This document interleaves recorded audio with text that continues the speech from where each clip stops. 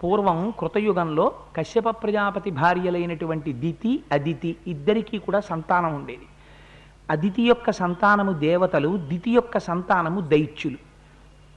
అంటే రాక్షసాంశతో కూడుకున్నటువంటి స్థితికి దగ్గరగా ఉంటారు. అందుకని ఈ దైత్యులు దేవతలు ఇద్దరూ చాలా సఖ్యతతో ధార్మికమైనటువంటి జీవితాన్ని గడుపుతూ వచ్చారు. కొంతకాలం అయిపోయిన తరువాత వాళ్ళకు ఒక విచిత్రమైనటువంటి కోరిక పుట్టింది. మనం చాలా ధార్మికంగా జీవిస్తున్నాం, ఎంతో సంతోషంగా జీవితం వెళ్ళిపోతోంది, కానీ ఇలా వెళ్ళిపోతున్నటువంటి జీవితం అంతం కాకూడదు, మనం ఇలాగే బ్రతికి ఉండిపోవాలి. బ్రతికి ఉండిపోవాలంటే మనం ఏం చెయ్యాలని అడిగారు.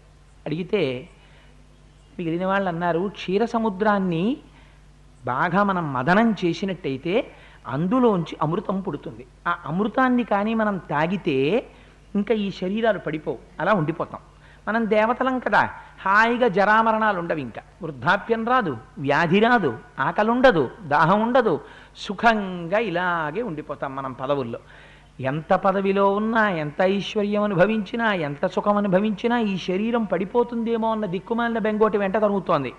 ఎన్ని ఉండనివ్వండి, ఎక్కడో అక్కడ అసంతృప్తే మనిషి ప్రతివాడికి జీవితం. అందుకని పాల సముద్రాన్ని మదిద్దాం పదండి అన్నారు. ఎలా మదిస్తామని అడిగారు. అడిగితే మందర పర్వతాన్ని తీసుకురండి, మందర పర్వతాన్ని క్షీరసాగరంలో దింపండి. అసలు క్షీరసాగర మథనం, మందర పర్వతాన్ని దింపడానికి సంబంధించిన అంతరార్థం మీరు వింటే దానికి అదంతా ప్రతిరోజు ధ్యానంలో జరిగేటటువంటి ప్రక్రియ. మందర పర్వతాన్ని అందులోకి దింపారు. దింపి దానికి వాసుకుని చుట్టారు.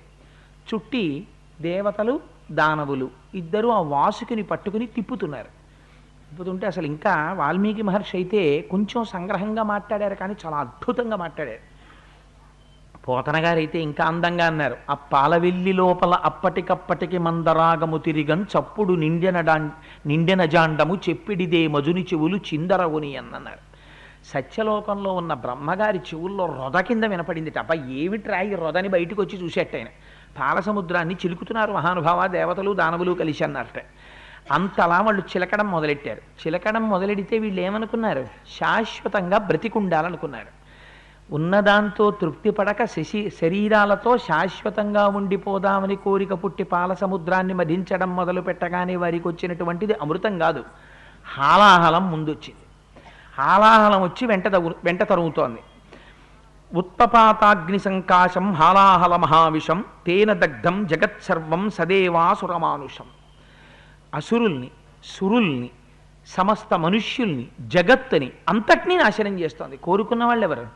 దేవతలు, అసురులు. వీళ్ళిద్దరే కోరుకున్నారు క్షీరసాగర మదనం చేద్దామని. కానీ ప్రమాదం ఎవరికి వచ్చింది? సమస్త జగత్తుకు వచ్చింది, మనుష్యులకు కూడా వచ్చింది. కాబట్టి ఇప్పుడు బాధ్యులైన వాళ్ళు ఏం చేస్తున్నారు? పరిగెత్తడం మొదలుపెట్టారు. లేకపోతే రేపు పొద్దున్న నింద వాళ్ళకు వస్తుంది కదా. అందున హాలాహలం ఎలా పరిగెత్తిందో తెలుసా అండి? నిజంగా హాలాహలం పరిగెత్తిన విధానం మీరు భాగవతంలో చదివితే మనకు ఆశ్చర్యం వేస్తుంది. ఇది నా సాధ్యం కూడా ఎలా వెళ్ళిందిరా ఇలాగని. అది దూకుతూ దూకుతూ సముద్రం మీద పడింది. పడితే సముద్రం అంతా ఇంకిపోయింది. అరణ్యం మీద పడింది. అరణ్యం అంతా బూడిదైపోయింది. అలా వెంట తరివింది. వెంట తరివితే వీళ్ళందరూ పరిగెత్తి పరిగెత్తి పరిగెత్తి కైలాసానికి వెళ్ళారు. శని కైలాసముజొచ్చి శంకరుని వాసద్వారముంజేరి ఈశుని దవ్వారికు లడ్డుపడ్డ తల మంచుంజొచ్చి కుయ్యో మొర్రో విను మాలింపుము చిత్తగింపుము దయన్ వీక్షింపుమన్ చంబుజానన ముఖ్యుల్కని రాత్తరక్షణ కళ సంరంభునిన్ శంభునిన్ అంటారు పోతన గారు. ఆ ఆర్తితో ఉన్నప్పుడు అక్కడ ఉన్నటువంటి ద్వారపాలకుల్ని కూడా పక్కన తోసేసి ప్రభో శంకర రక్షించు రక్షించు రక్షించు అని అరిచారట. ఎవరి దగ్గర? ఆర్తరక్షణ కళా సంరంభునిన్ శంభునిన్. ఆర్తితో పిలిస్తే రక్షించేటటువంటి స్వభావం ఉన్నటువంటి శంకరుని యొక్క ఆ ద్వారం దగ్గర నిలబడి. ఇక్కడ కూడా అంటారు, అథదేవా మహాదేవం శంకరం శరణార్థిన జగ్ముహు పశుపతిం రుద్రం త్రాహి త్రాహీతి తుష్టూహ. స్వామి మమ్మల్ని రక్షించు రక్షించు త్రాహి త్రాహి అని దేవతలందరూ వెళ్ళి అరిచారట. అరిస్తే శంకరుడు బయటికి వచ్చాడు. ఎందుకురా మీ అందరు ఇలా అరుస్తున్నారని అడిగారు. సరే భాగవతంలో అంటే చాలా విశేషంగా చెప్పారనుకోండి, ఇక్కడ కొంచెం సంక్షిప్తంగా చెప్పారు. ఎందుకు ఇలా అరుస్తున్నారన్నారు అంటే, మహాప్రభో ఒళ్ళు కొవ్వి పాల సముద్రాన్ని చిలికాం అమృతం పుడుతుందని. అమృతం పుట్టలా, హాలాహలం పుట్టి వెంట తరువుకొస్తోంది, అందుకని భయపడి మీ దగ్గరికి వచ్చామన్నారు. ఇంతలోకే చతుర్భుజుడై శంఖచక్ర గదా పద్మములను పట్టుకున్నటువంటి వారై శ్రీ మహావిష్ణువు వచ్చారు. చాలా అందమైన మాట, చాలా ఆశ్చర్యకరమైన మాట, ఒక చిత్రమైన మాట మాట్లాడారు. భాగవతంలో అయితే అన్నారు దేవతలు పుచ్చుకోమని అడిగారు పరమశివుణ్ణి. కానీ వాల్మీకి రామాయణంలో వాల్మీకి మహర్షి ఒక చిత్రమైన శ్లోకం వేశారు. మీరు విని తీరారు ఈ శ్లోకాన్ని. ఆయన అన్నారు, తదీయం హి సురశ్రేష్ఠ సురాణాం అగ్రజోసియత్ అగ్రపూజమిమాం మత్వా గృహాణీదం విషం ప్రభో ఇత్యుక్త్వా చ సురశ్రేష్ఠ తత్రై వాంతరధీయత. స్వామి, ఇది అగ్రపూజయ్యా, అందుకని మొట్టమొదట వచ్చింది అందరిలోకి పెద్దవాడు గౌరవించదగినవాడు ఎవరుంటారో వాడికి ఇవ్వాలి. ఇది మొట్టమొదట వచ్చింది కదా, పాలసముద్రం చిలికితే, అందుకని మీకు పట్టుకొచ్చాం, మీరు పుచ్చుకోండి అన్నారు. ఎంత అందంగా ఉందో చూడండి ఆ మాట.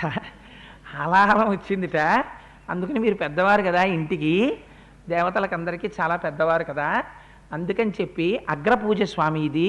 అగ్రపూజ అంటే ఏంటంటే ఉన్న వాళ్ళందరిలోకి ఒక సభ జరుగుతోంది అనుకోండి, అందులో అందరికన్నా మహాజ్ఞాని పెద్దవాడు అటువంటి వాడిని పిలిచి అగ్రతాంబూలము అని తాంబూలం ఇస్తారు. యజ్ఞయాగాదుల్లో చేస్తుంటారు అగ్రతాంబూలం అని. అందుకని ఆ అగ్రతాంబూలం ఇవ్వాలి కదా, అందుకని మేము పాలసముద్రం చిలికితే హాలాహలం వచ్చింది, మీరు పెద్దవారు కాబట్టి మీరు పుచ్చుకోండి అయ్యా అన్నారు. అంటే శంకరుడు అన్నట్ట నవ్వేసి, తప్పకుండానండి, ఏమొచ్చింది అన్నట్ట, హాలాహలం వచ్చిందండి అన్నారు. తప్పకుండా పుచ్చుకుంటాం అని ఆయన దాన్ని తీసుకుని నోట్లో పెట్టేసుకున్నట్ట. ఇది వాల్మీకి మహర్షి రాశారు. ఎంత అందంగా రాశారో చూడండి బాలకాండలో. అంత భాగవతం వ్యాసుడు రాసి ఆంధ్రీకరించి పోతన గారు చేస్తే వాల్మీకి మహర్షి ఒక్క శ్లోకంలో గుంభనంగా మాట్లాడారు. పోతన గారు అయితే చాలా అల్లరి చేశారు దానికోసం అని చెప్పేసి. తన చుట్టూన్ సురసంఘముల్ జయజయద్ధానంబులన్ బొబ్బిడన్ ఘనగంభీరమంబుతో శివుడు లోకద్రోహి హుంపోకు రమ్మని కెంగేల తెమల్చి కూర్చి కడిగా నంకించి జంబూఫలంబున సర్వంకషమన్ మహావిషమునాహారించి హేలాగతిన్ అన్నారు. కానీ ఇక్కడన్నారు అగ్రపూజ కింద ఇచ్చారన్నారు. అగ్రపూజ అంటే ఏమిటో తెలుసా అండి? నిజంగా పరమశివుడు ఏం పట్టుకొచ్చారయ్యా మీరు అగ్రపూజకి అన్నారు అనుకోండి. అంటే అయ్యా అగ్రపూజకి మీకు పట్టుకురావడానికి హాలాహలం పట్టుకొచ్చామంటే దిక్కుమాలిన వెళ్ళలరా, నాకు విషం పట్టుకొచ్చారా హాలాహలం, నేను అందుకు పనికొస్తాను అనుకున్నారా మీరు, నాకు ఆ హాలాహలం పట్టుకొస్తారు, ఆ తర్వాత ఏదైనా వస్తే నేను పుచ్చుకుంటాను, నాకన్నా పెద్దవాడు సీనియారిటీ లిస్టులో ఇంకోడు ఉన్నాడు అని వెతకడం మొదలెట్టాడు అనుకోండి శంకరుడు. ఆయన శంకరుడు ఎందుకు అవుతాడు? అప్పుడు ఆయన త్రినేత్రధారి అని మీరు అనగలరా? దేవతలందరిలో ఈ సృష్టిలో 3 కన్నులున్నవాడు శంకరుడు ఒక్కడే. 3 కన్నులు ఇంకెవ్వరికీ ఉండవు. అందుకని 3 కన్నులున్నవాడు అంటే 3వ కన్ను కానీ తెరిచాడా జగత్తుండదు. జగత్ ఉండకపోవడం అంటే జాయితే గచ్చతే ఇది జగత్, వచ్చి వెళ్ళిపోయేదేదో దాని పేరు జగత్ అంటారు.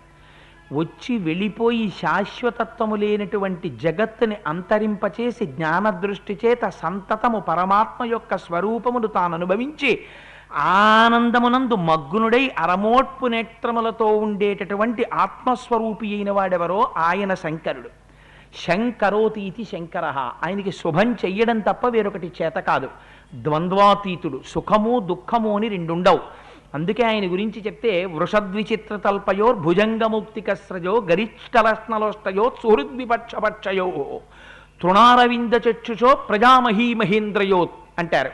ఆయన ఎటువంటి వాడంటే గడ్డి పరకల మీద పడుకుంటాడు, హంసతూలికా తల్పం మీద పడుకుంటాడు, పట్టుబట్ట కట్టుకుంటాడు, ఏనుగు చర్మము కట్టుకుంటాడు, మణిహారాలు వేసుకుంటాడు, పావులు వేసుకుంటాడు, శ్మశానంలో బూడిద రాసుకుంటాడు, బ్రహ్మాండమైనటువంటి అంగరాగాలు రాసుకుంటాడు, పరమ సౌందర్యోపేతమైనటువంటి మూర్తిగాను దర్శనమిస్తాడు.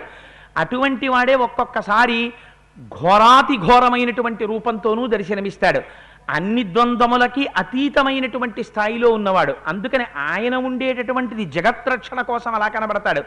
రాక్షసుల పట్ల కనపడినప్పుడు చాలా ఘోర రూపంతో ఉంటాడు, భక్తుల దగ్గరికి వచ్చేటప్పటికీ ప్రసన్న రూపంతో ఉంటాడు. ఆయనకి ఇది కష్టంగా ఉంటుంది, ఇది సుఖంగా ఉంటుంది, ఇలాంటివేం ఆయనకు ఉండవు. అలాంటివన్నీ ఉంటే అయ్యో ఇది విషం అండి, ఇది నన్ను ఏమైనా చేసేస్తుందేమోనండి, అయ్యో అయ్యో అది మంచి ఏనుగా అండి, అయితే అది నేను ఎక్కుతాను మా ఇంటికి ఇచ్చేయండి అన్నాడు అనుకోండి, ఆయన శంకరుడు ఎందుకు అవుతాడు? ఆయన త్రినేత్రుడు ఎందుకు అవుతాడు? ఆయన త్రినేత్రుడు అవడప్పుడు సీనియారిటీ లిస్టులో పైవాడిని వెతుక్కోవడం మొదలెడతాడు. అబ్బే లేదండి ఈ మధ్య వదిలేశాను ఆ పోస్టు, నాకన్నా పెద్ద ఆయన ఇంకోడు ఉన్నాడండి, ఆయనకి పట్టుకెళ్ళి ఇవ్వండి, నేను మీలాంటి వాడినే, చిలికినప్పుడు ఏదైనా వస్తే మీ ఇష్టం ఇస్తే ఇవ్వండి లేకపోతే లేదంటాడు. అలా అనకుండా అది విషమా అమృతమా చూడకుండా పుచ్చుకుని లోకమును రక్షించగలిగినటువంటి వాడు కాబట్టే ఆయన లోకములకు అన్నింటికీ పెద్దవాడయ్యాడు. అందుకే నిత్యాయ త్రిగుణాత్మనే పురజితే కాచ్యాయనీ శ్రేయసే సత్యాయాజ్య కుటుంబినే మునిమన ప్రత్యక్ష చిన్మూర్తయే అని శంకర భగవత్పాదులు శివానంద లహరిలో స్తోత్రం చేస్తారు. సత్యాయాద్య కుటుంబిని, ఆది కుటుంబీకుడు, మొట్టమొదటి నుంచి ఉన్న కుటుంబం ఆయనదే. అందుకని అగ్రపూజకు అర్హుడు ఆయనే. అందుకని అగ్రపూజకు అర్హుడైనటువంటి మహాజ్ఞానికి ఆయనకి తరతమ భేదాలేం ఉండవు. ఇది విషమా, ఇది అమృతమా, ఇవన్నీ ఆయన చూడడు. ఏమొచ్చిందన్నాడు, హాలాహలం వచ్చిందన్నాడు, పుచ్చుకుంటానన్నాడు.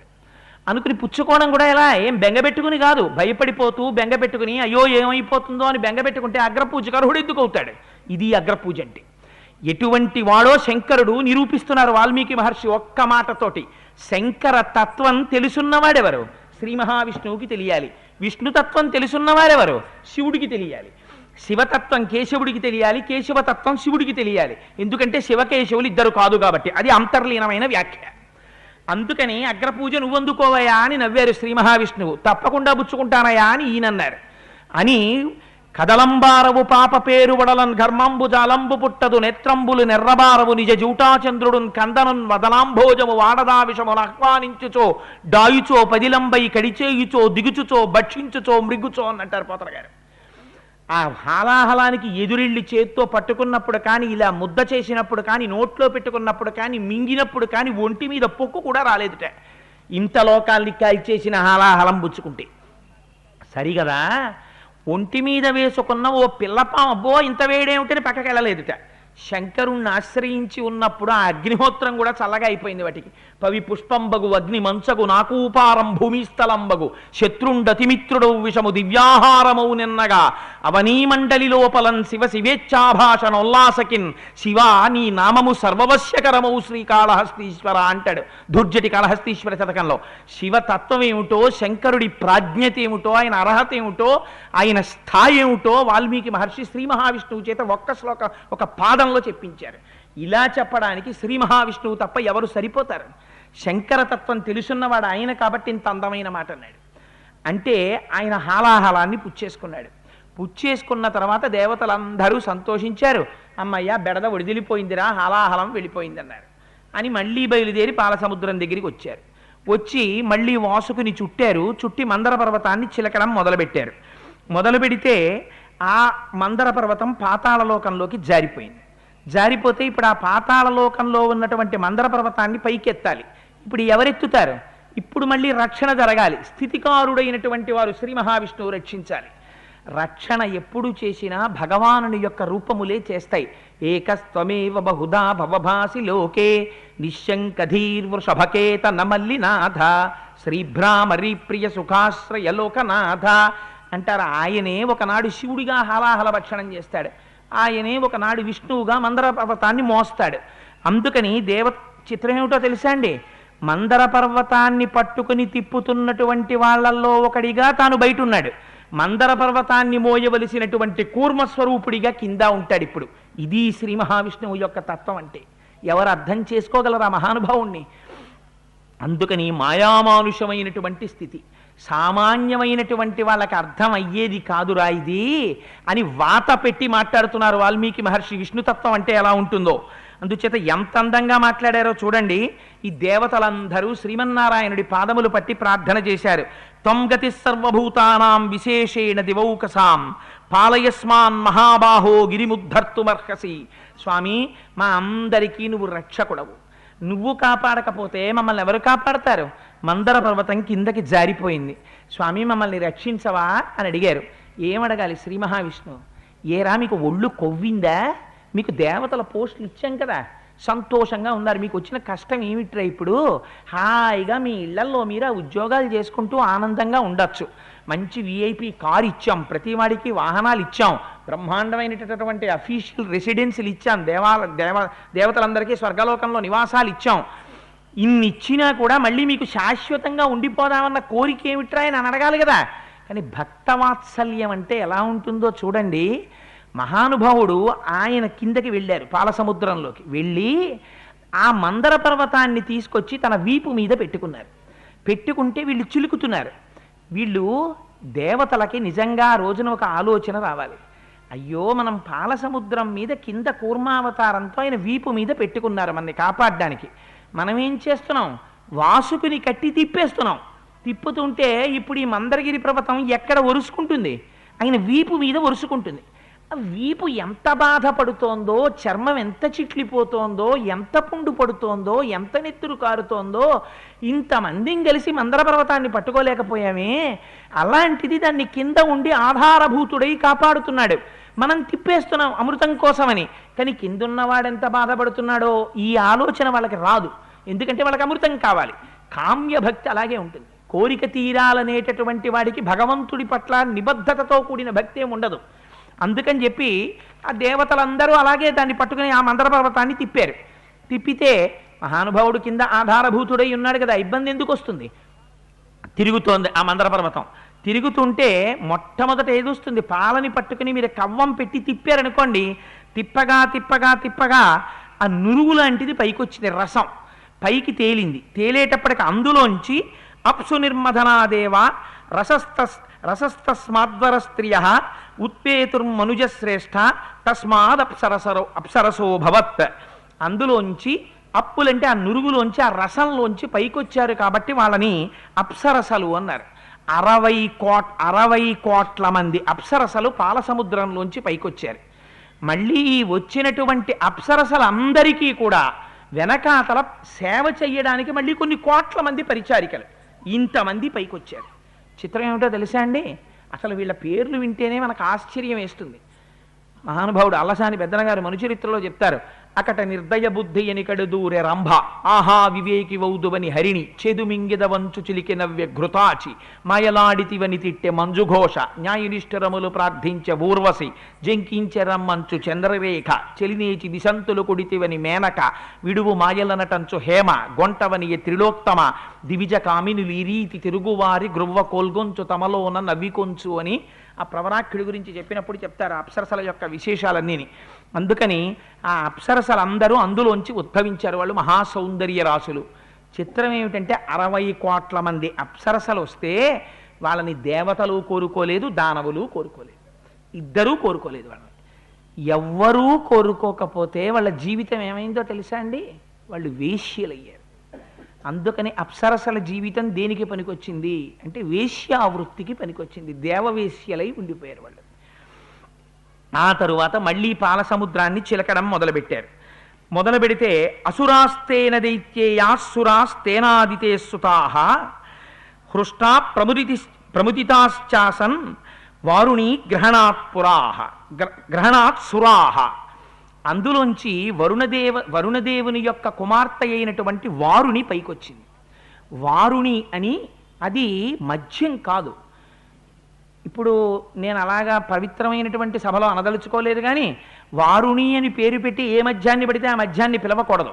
వరుణుని యొక్క కుమార్తె అయినటువంటి వారుణిని తీసుకుంటే దానివల్ల విపరీతమైనటువంటి ఉత్సాహము సంతోషము కలుగుతాయి.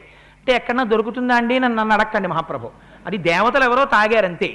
అందుకని మద్యము అని పిలుస్తారు. అది ఇవాళ రేపు తాగి ఒళ్ళు తెలియకుండా తిరిగేటటువంటిది మద్యం. ఆ మద్యం దాన్ని సురా అంటారు, సురాపానం అంటారు దాన్ని. అది పంచమహాపాతకాల్లో ఒకటి. పంచమహాపాతకాలు ఎంత చిత్రమో తెలుసా అండి? పంచమహాపాతకాలు అంటే 5 ఉంటాయి అనుకుంటున్నారేమో మీరు. కాషన్ ఆర్డర్ ఎక్కడ పడుతుందో తెలుసా? స్నేహం చేయడంలో పడుతుంది. ఎవరితో స్నేహం చెయ్యకూడదో తెలుసా? మొట్టమొదట వాడు మారాడంటేనే దగ్గర పెట్టాలి. వాడు ఇంకా అలవాట్లో ఉన్నాడంటే మీరు దూరం పెట్టేసేయచ్చు. ఎందుకో తెలుసా? 5 పంచమహాపాతకాలు ఏమిటో వ్యాసుడు దేవి భాగవతంలో చెప్పాడు. బ్రహ్మ హే మహారీచ సురాపో గురుతల్పక మహాపాతకినో హ్యేతే తత్సంసర్గీ చ పంచమః. బ్రహ్మహత్య చేసినటువంటి వాడు. హే మహారీచ బంగారం దొంగిలించేవాడు. సురాపో సురాపానం చేసేవాడు. గురుతల్పక గురువుగారి భార్య పడుకున్న మంచం మీద భార్యతో కలిసి పడుకున్నవాడు. అంతకన్నా ఇంకా శాస్త్రం కూడా మాట్లాడడానికి అసహ్యించుకుంది. గురుతల్పక. ఈ 4 మహాపాతకాలు. ఈ మహాపాతకాలలో ఏ ఒక్క పాతకమైన అలవాటున్న వాణ్ణి స్నేహితుడుగా నువ్వు అంగీకరిస్తే పంచమహాపాతకాల్లో 5వది నువ్వు చేసినట్టు అవుతుంది. అందుకని ఏ విషయంలో జాగ్రత్త పడాలి? స్నేహం విషయంలో జాగ్రత్త పడకు. వాడు మారితేనే నీ స్నేహితుడి స్థాయి. వాడు మారకపోతే ఎన్నడూ మనస్సులో నువ్వు ఆ స్థాయిలో వాడిని చూడకు, దూరం పెట్టేసి. ఎంత అందంగా మాట్లాడారో చూడండి. అందుకని మహాపాతకినోహ్యేతే తత్సంసర్గీ చ పంచమహా, అవి 5 పాతకాలు తప్ప వారుణిని సేవించడం పాతకం అని చెప్పి శాస్త్రం చెప్పలేదు. అందుకని వరుణుని కుమార్తె అయినటువంటి వారుణిని దేవతలు సేవించారు. అందుకని వాళ్ళు ఆ సురని పుచ్చుకున్నారు కాబట్టి వాళ్ళు సురులయ్యారు. రాక్షసులు మేము పుచ్చుకోమన్నారు కాబట్టి వాళ్ళకి ప్రహృష్టత్వం పోయిందంటే మనస్సు సంతోషంగా ఉండడం అనే లక్షణం పోయింది. అందుకని వాళ్ళు అసురులు అన్నారు. సురులు అని దేవతలను ఎందుకు పిలుస్తారో, అసురులు అని రాక్షసులను ఎందుకు పిలుస్తారో వాల్మీకి మహర్షి రామాయణంలో చెప్పారు. అందుకని ఆ వారుడిని పుచ్చుకున్నారు దేవతలు. సరే, అయిపోయిన తర్వాత మళ్ళీ పాలసముద్రాన్ని చిలకడం మొదలుపెట్టారు. ఉచ్చై శ్రవా హయశ్రేష్ఠో మణిరత్నంచ కౌస్తుభం ఉదతిష్టన్ నరశ్రేష్ఠ తథైవామృతముత్తమం. ఆ తరువాత అంటే ఇందులో కొన్ని ధన్వంతరి అవి సంక్షిప్తంగా చెప్పడంలో వదిలేరు, కానీ ఉచ్చైశ్రవం వచ్చింది. ఉచ్చైశ్రవం తర్వాత కౌస్తుభం వచ్చింది. ఐరావతం కూడా వచ్చింది. ఇందులో ప్రస్తావన చేయలేరు, కానీ ఐరావతాన్ని శ్రీ మహావిష్ణువు దేవేంద్రుడికి ఇప్పిస్తారు. ఉచ్చైశ్రవాన్ని కూడా అడిగాడు ఇంద్రుడు, నువ్వు తీసుకోకని చెప్పారు, నీకు వద్దురా ఇదని చెప్పారు. రాక్షసులు అడిగారు, వాళ్ళకి ఇచ్చేశారు. గుర్రం అంటే ఏమిటో తెలుసా అండి? అందుకే అశ్వమేధ యాగంలో గుర్రం వదిలేరు, ఇంద్రుడు ఎత్తుకుపోయాడు, గుర్రం వదిలేరు, ఇంద్రుడు ఎత్తుకుపోయాడు. ఆయనకి అదే పైన గుర్రాలు ఎత్తుకుపోవడం. అలా అయితే అక్కడెందుకు కోటి పిల్లి సంతలో కూర్చుంటే నేను గుర్రాలు ఎత్తుకుపోవచ్చు. అది కాదు దాని అర్థం. గుర్రం ఎత్తుకుపోవడం అంటే గుర్రం అన్న మాట ఎక్కడొచ్చినా 2 రకాలుగా వాడతారు. అశ్వపూర్వాం రథమధ్యాం హస్తినాద ప్రబోధినీం. మహాజ్ఞానికి గుర్రం చెప్తారు. విపరీతమైనటువంటి ఇంద్రియలంపటానికి గుర్రం చెప్తారు. గుర్రం చిత్తం వచ్చినట్టు లాగేస్తుంది. అందుచేత గుర్రం గురించి ఎక్కడ చెప్పినా ఇంద్రియముల యొక్క స్వేచ్ఛా విహారం. ఆ గుర్రాన్ని రాక్షసులు కోరుకున్నారు, అందుకే ఇంద్రియములకు వశులయ్యి ఉంటారు. కాదు, ఉచ్చైశ్రవము అనేటటువంటి పదాన్ని విడతీస్తే కీర్తి కండూతి, భగవంతుని యొక్క ఆరాధన కీర్తి కండూతి వైపుకు వెళ్ళిపోయింది అనుకోండి. మీరు పూజ చేసేటప్పుడు 7ంటికి పాలవాడు వస్తాడు, నా పూజ వాడికి వినపడాలని పూజ చేయడమో, పక్కింటి ఆయన నా పూజ విని అమ్మో ఈయన చాలా భక్తుడు అనుకోవాలని గట్టిగా పూజ చేస్తానో, లేకపోతే ఫోన్ వచ్చినప్పుడే పూజ గట్టిగా చేయడమో, అవతల వాడికి వీడు పూజ చేస్తున్నాడని తెలియాలి. ఇలాంటి పూజలు మొదలెట్టారనుకోండి, అది కీర్తి కండూతవుతుంది. అది ఏమైపోతుందంటే ఆఖరికి పతనం వైపుకు తీసుకెళ్ళిపోతుంది. అందుకని ఉచ్చైశ్రవాన్ని విడుచుట అంటే ఏ ప్రయోజనమును కాంక్షించక, ఏ కీర్తిని కోరక. Puja is a self charging process, జ్ఞాపకం పెట్టుకోండి. పూజ దేని కొరకు? పూజ ఎల్కేజీ మాత్రమే. పూజా మందిరంలో కూర్చుని మీరు చేసేటటువంటి పూజ ఎల్కేజీ. ఎందుకు అంటే మీకు ఈశ్వరుడికి మధ్యలో అనుసంధానం జరగడానికి. తర్వాత మెట్టెక్కాలి, మానస పూజలోకి వెళ్ళాలి, మానస పూజలోంచి ధ్యానంలోకి వెళ్ళాలి, ధ్యానంలోంచి భక్తిలోంచి జ్ఞానం కలిగి ఆత్మస్థితిగతుడై ఈశ్వరుడు అంతటా ఉన్నాడు, ఇక్కడ ఉన్నాడు, అహం బ్రహ్మాస్మి స్థాయికి ఎదగగలగాలి. అందుచేత ఉచ్చైశ్రవాన్ని శ్రీ మహావిష్ణువు ఇంద్రుడిని పుచ్చుకొనివ్వలేదు, వదిలిపెట్టించారు. రాక్షసులు తీసుకున్నారు దాన్ని. తదనంతరం కౌస్తుభం వచ్చింది. సరే, కౌస్తుభం అంటే దాని యొక్క స్వరూపం వేరసలు. కౌస్తుభాన్ని శ్రీ మహావిష్ణువు ధరిస్తారంటే అది పంచభూతాల్ని శాసించగలిగినటువంటి స్థితి. అందుకని కౌస్తుభాన్ని శ్రీ మహావిష్ణువు ధరించారు. ధరించిన తరువాత అమృతం పుట్టింది. ఇప్పటి వరకు ప్రశాంతంగా జరిగిపోయింది డిస్ట్రిబ్యూషన్ అంతా, గొడవేం లేదు.